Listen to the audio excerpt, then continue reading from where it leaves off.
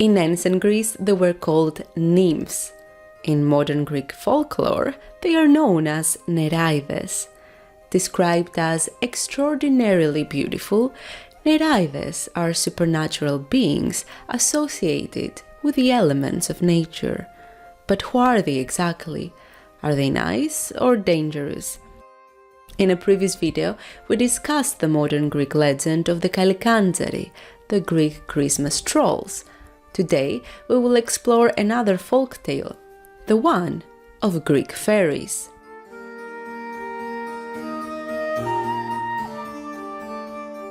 Apart from heroes and Olympian gods and goddesses, ancient Greek myths involve different mythical creatures, including fairies. Ancient Greek fairies were called nymphs. According to various legends, nymphs were very beautiful women who were related to gods such as Zeus and Hermes. But they were also mortals. Nymphs often resided in sacred trees that people treated with great respect. These trees looked extraordinary and wise. When a nymph died, her tree also did. Nymphs were divided into different subgroups. Meliae were the ash tree nymphs. Dryads were the oak tree nymphs. Naiads were the freshwater nymphs. Neraides were the sea nymphs. And Oreads were the mountain nymphs.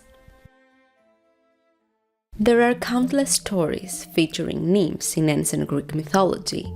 Hylas, Hercules' friend, was accidentally drowned by a nymph named Ephidatia, who fell in love with him, hugged him, and dragged him down a lake, causing him to suffocate.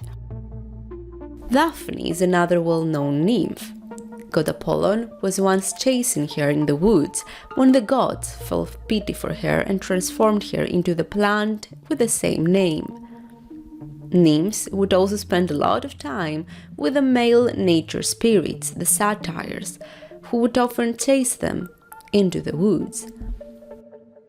As time passed by, nymphs started being called Neraides, and they were associated with the fairies of Western European folklore. Since Neraides are associated to nature, in medieval times they were often considered demonic or pagan deities. Neraides are generally not considered evil, but rather playful and sometimes mischievous. However, in some parts of Greece, they were often feared, and there are countless stories across the country that present the Neraides as dangerous. For example, in the Cyclades, such as Mykonos, the fairies of the wind dance in circles around midday, causing people to have sunstrokes and get dizzy. In other places, Neraides may grab you to dance with them, which may result in you losing your senses, your voice, or even your ability to think clearly.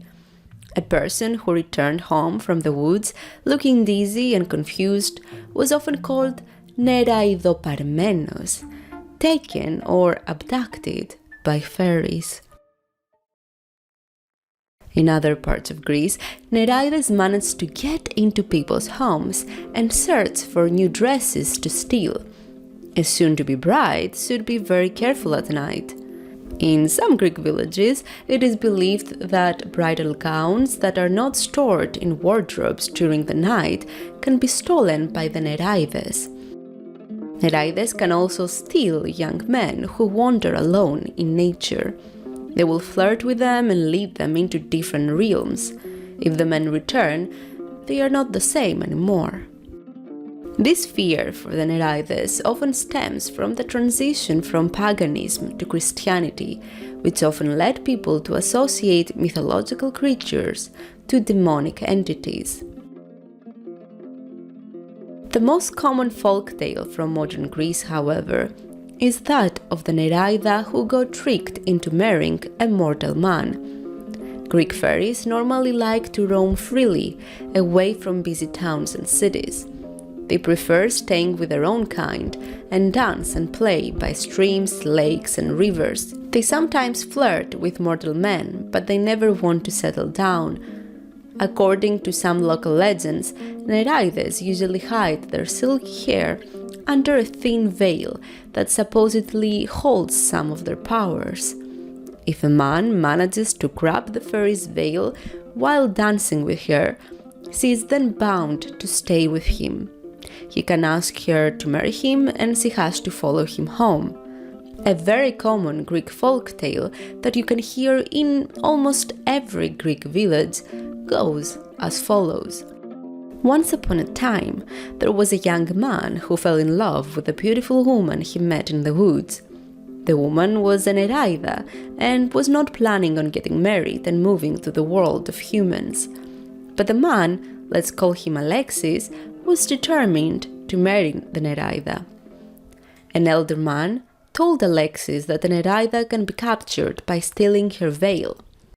Her veil holds all her supernatural powers. Without it, she cannot disappear, fly away, or transform herself into a tree. After hearing this, Alexis ran deep into the forest and watched the fairies dance in circles. He waited for the right moment, and as soon as the girl he liked turned her back to him, he grabbed her veil. That is when the Nereide realized that all her powers were now in the hands of the mortal man. She agreed to marry Alexis and followed him to his house. Although hesitant at first, the Nereide started liking her new life. She and Alexis had many children together, and she made many new friends in the village. 10 years had passed, and the woman seemed very happy in her marriage. One night, there was a big celebration in the village.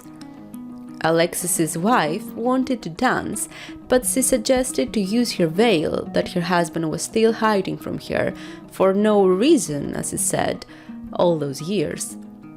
"We've been married for so long, and you still don't trust me. Just let me wear my veil for once," the fairy told him.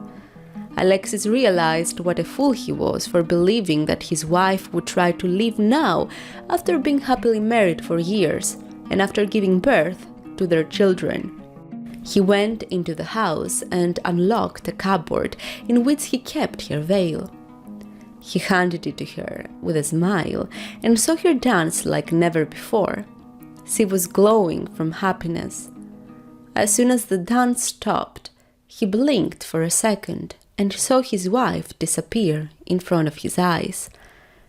He never saw her again. The fairy was waiting all those years for her opportunity to flee. This story varies from place to place, however, it narrates the story of a man who tricked a fairy into marrying him and ended up all alone in the end. A Nereide will always wait for the opportunity to return to her world, far away from humans.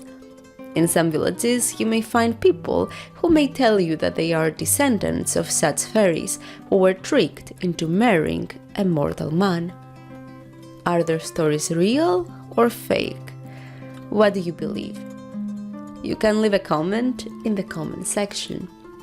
If you like learning more about the Greek history, language and culture, make sure to subscribe to Helinika's YouTube channel. You can visit helinika.com and watch the rest of my videos. You can always like and share with a friend who loves stories like this. And I will see you again on Tuesday with another one.